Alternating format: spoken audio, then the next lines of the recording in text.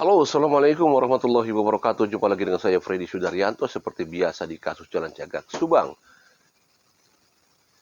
Di awal-awal kalau kita respect ke flashback ke belakang, ada pernyataan-pernyataan dari Pak Yosep mengenai hal-hal yang berkaitan dengan apa namanya penuduhan ataupun semacam disebutkan nama ya, terutama yang disebutkan kepada Danu. Tidak sedikit apa yang disampaikan oleh Pak Yosep mengenai kecurigaan Pak Yosep kepada Danu, dan itu sudah jelas di media ya, bahwa Danu lah seperti Danu itu disebutkan terus oleh Pak Yosep, dan itu masif sekali ya, banyak sekali kata-kata dari Pak Yosep. Danu dialah sumbernya, Danu sumbernya lah, sumber kasus Subang adalah Danu. Tangkap Danu maka akan terbongkar kasus ini semua gitu kan. Itu jelas-jelas di media itu ya. Pak Yosep begitu ya center kepada Danu. Dengan kejadian sekarang bahwa Danu jadi tersangka, Pak Yosep juga jadi tersangka, walaupun ini adalah versinya Danu, tetapi yang membuat tersangka adalah pihak kepolisian. Coba kita sekarang berpikir, untuk apa Pak Yosep di awal-awal mengatakan Danulah sumbernya, Danulah sumbernya. Dan itu ada juga pembicaraan saya dengan Pak Yosep di telepon itu begitu masif Pak Yosep mengatakan bahwa Danulah gitu ya. Bongkar si Danu tah, bakal ungkap kabeh cenah gitu. Kalau sekarang misalkan Pak Yosepnya tertangkap, jadikan tersangka, terus kalau misalkan dia mengatakan demikian Danu bongkar, berarti bunuh diri dong. Nah sekarang begini, sekarang Danu dan Pak Yosep jadi tersangka dan ditahan. Dan tidak mungkin pihak kepolisian sekarang menahan seseorang kalau tidak punya alat bukti yang kuat. Ya, kalau tiba-tiba ditangkap, kalau tidak ada alat bukti, tidak mungkin. Pasti kuasa hukumnya teriak-teriak tuh. Ya kan? Sekarang sudah ditersangkakan dan ditangkap. Itu jelas sudah ada alat bukti atau dua alat bukti. Cuman kita kembali ke belakang. Kenapa Pak Yosep dulu seperti itu? Apakah ini bentuk sandiwara? Seolah-olah kita seolah-olah menduga bahwa ini sepertinya bentuk sandiwara. Gitu. Kalau kembali ke belakang coba lihat ya. Di awal-awal dulu kan Yoris dan Danu itu dalam satu PH. Ya, yang diberikan oleh Kang Heri Susanto yaitu Bapak Ahmad Topan Sudirjo. Kita lihat di awal Yoris begitu masif juga menuduh Pak Yosep. Ya. Kan banyak sekali disampaikan oleh Yoris dugaan-dugaan kepada Pak Yosep seperti itu kan. Itu banyak sekali, termasuk katanya Pak Yosep masuk ke dalam TKP di tanggal 19 membawa pool golf gitu kan. Kemudian ada beberapa lagi. Ada tentangan juga dari Pak Yosep bersama Pak Mulyana juga gitu. Tidak mungkin katanya Pak Yosep gini. Ada saling tembak-tembakan antara Yosep dan Yoris di awal-awal itu jelas sekali ya. Yoris kepada Pak Yosep kepada Yoris. Kemudian masuklah Danu, misalnya. Karena di situ sempat awal Danu dimunculkan itu disebutnya Mr. X dulu kan. Yaitu kata Pak Yosep ada seseorang yang punya akses masuk ke dalam TKP. Nah, baru di situ muncul Mr. X pertama itu adalah Ramdhanu. Yaitu keponakan dari Pak Yosep gini-gini bahwa punya akses, punya kunci masuk. Nah, muncullah Ramdhanu di sana.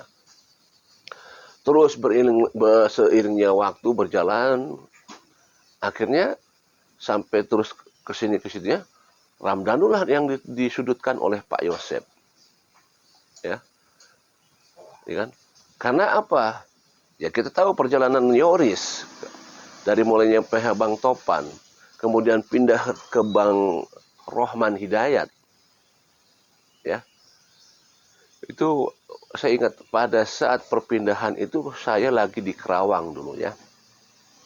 Saya lagi di Kerawang dengan Kang Heri Susanto, dengan Bang Jack, Bang Yahya, juga Danu waktu itu ya. Nah, sempat kita tidur di hotel waktu itu. Nah, tiba-tiba subuhnya itu ada berita telepon bahwa Yoris mengundurkan diri dari PH-nya Pak Topan, by phone katanya lewat telepon. Ingat tuh hari Jumat waktu itu, hari Jumat kalau nggak salah. Bulannya kalau nggak salah bulan apa, November apa kalau nggak salah ya. Kalau nggak salah bulan November kalau nggak salah. Saya lupa ingat tuh. Tapi hari Jumat tuh ingat. Nah, kemudian mereka, Yoris masuk dengan Pak Rohman. Nah, di sanalah ada apa namanya, serang-serang Yoris kepada Danu, ya kan? Ada serangan dari Yoris kepada Danu. Dan tadinya Yoris kepada Pak Yosep, setelah bergabung Pak Rohman, akhirnya ada serangan kepada Danu, masalah yang tidak ditandatangani, BAP yang tidak ditandatangani. Munculnya adalah dari Yanti dan Yoris pada saat mereka berpisah. Ada serangan ke Danu dari Yoris. Ya, itu perjalanannya. Kemudian Yoris keluar dari Pak Rohman Hidayat. Akhirnya sendiri, berjalan sendiri. Nah, terus kesininya mulailah Pak Yosep serang kepada Danu. Ini saling serang ini. Kok saya berpikir apakah ini skenario? Apakah ini sandiwara? Ya. Seolah kok saling serang seperti itu gitu loh. Ya. Karena ujungnya sekarang jadi tersangka. Pak Yosep, Danu. Kan ini sebenarnya kalau misalnya gini, ini sekali lagi versi Danu ya, walaupun Pak Yosep sekarang masih belum mengakui bahwa Pak Yosep ada di TKP sampai sekarang kan. Tapi sekali lagi bahwa ini adalah versi Danu yang memang sudah ditetapkan oleh pihak kepolisian. Mereka sudah ditahan. Tapi Pak Yosep mengatakan bahwa tangkap Danu, maka semua akan terbuka. Itu kata-kata dari Pak Yosep. Pada saat Pak Yosep mengatakan, tangkap si Danu, KBR kabongkar. Tangkap Danu, semua akan terbongkar. Ada keyakinan berarti di Pak Yosep bahwa Danu lah sumbernya. Keyakinan Pak Yosep akan semua terbongkar. Memang terbukti sekarang sudah mulai beberapa orang diperiksa, termasuk adalah ada oknum pihak aparat kepolisian yang diperiksa, ya, apakah ada keterlibatan. Ini kan cikal bakal dari itu semua, dari Danu, ya, maksudnya dari Danu yang mengakui akan ada di TKP. Nah, cuman apa hubungannya dengan Pak Yosep? Sekarang Pak Yosep ditangkap. Jadi seolah-olah kalau misalkan benar ini apa yang disampaikan oleh Danu, sekali lagi, ini versi Danu, berarti Pak Yosep bilang dong, tangkap si Danu, gua ditangkap juga nantinya gitu kan, seolah-olah seperti begitu kalau memang benar, ya. Walaupun sekarang kita tahu Pak Yosep masih tetap menyangkal gitu ya. Ya, kita ini sebenarnya ada sesuatu hal yang kita masih penasaran. Kita pengen lihat endingnya seperti apa. Nanti di pengadilan akan kita lihat. Dan kita tunggu sebelum pengadilan, kita lihat rekonstruksi nanti. Saya membayangkan rekonstruksi itu nanti berbentuk adalah, kalau rekonstruksi itu benar dilaksanakan, kan harus ada semuanya di sana. Ya kan disebutkan di sana ya harus ada Pak Yosep, harus ada Bu Mimin, harus ada Abi dan Arigi. Apakah mereka akan melaksanakan itu semua? Sementara mereka tidak mengakui di rekonstruksi nanti ya. Danu mengatakan begini-begini, tapi Pak Yosepnya misalkan, tetapi kalau saya punya gambaran begini, mungkinkah pada saat rekonstruksi nanti ya, mungkinkah mereka akan dihadirkan? Tapi mungkin mereka tidak akan melaksanakan adegan itu. Hanya mereka hadir. Mungkin nggak seperti itu kira-kira. Mereka dihadirkan tetapi mereka tidak akan melaksanakan peragaan itu adegan demi adegan. Mungkin saja adegannya mungkin memakai peran pengganti lagi. Tetapi mereka dihadirkan di sana. Mungkin tidak seperti itu. Kalau misalkan gini, atau kedua, mungkin tidak dipaksakan. Pak Yosep, kamu harus ikuti apa yang disampaikan oleh Danu, ikuti bahwa Pak Yosep membopong Amelia gini. Mungkin tidak. Bagaimana dengan kuasa hukumnya? Mau menerima apa tidak? Nah, ini jadi pertanyaan juga sebenarnya.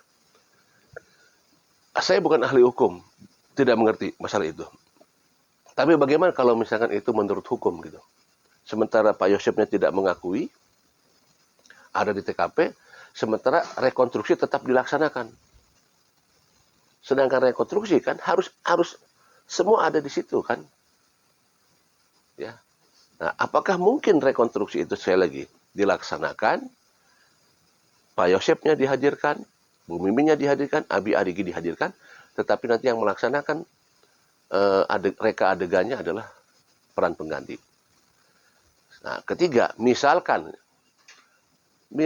kalau dihadirkan Pak Yosep, Ibu Mimin, Abi Arigi ke dalam TKP, kita bayangkan nanti apa efeknya, dampaknya. Ada penekanan psikologis, ada penekanan mental, ya, ada pressure mental, penekanan mental. Apa itu? Bayangkan pada saat prarekonstruksi kemarin saja, bagaimana masyarakat yang terjun ke TKP begitu antusias dan mereka tidak terbendung kata-katanya. Ya, masyarakat di sana mulutnya tidak bisa dibendung. Ya, teriak-teriak dan sebagainya. Bayangkan bagaimana kalau nanti Pak Yosep misalkan Ibu Mimin, Abi Arigi datang ke TKP. Itu sudah bisa dibayangkan bagaimana jeritan histerisnya penonton nanti. Saya bilang penonton ya, masyarakat maksudnya, yang ada di TKP.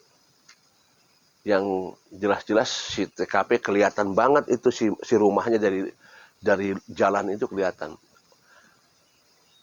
Saya sudah tidak bisa membayangkan bagaimana histerisnya nanti masyarakat. Ya, karena tidak ada yang bisa membendung mulutnya masyarakat, tidak ada yang bisa membendung. Sekalipun dijaga oleh pengawalan senjata komplit ya, masyarakat berteriak, nggak ada yang bisa menahan. Ya bisa dibayangkan nanti kalau Pak Yosep keluar dari mobil misalkan, apalagi kalau dalam keadaan di borgol misalkan ya, wah udah kebayang histerisnya ini, udah kebayang histerisnya penonton. Kalau misalkan pada saat rekonstruksi nanti dilaksanakan kemudian dihadirkan. Nah, inilah sandiwara kasus Subang. Apakah benar-benar akan terbongkar sandiwara kasus ini? Dan siapa sutradara di balik pembuat skenario ini? Ada sutradara yang sangat hebat. Assalamualaikum warahmatullahi wabarakatuh.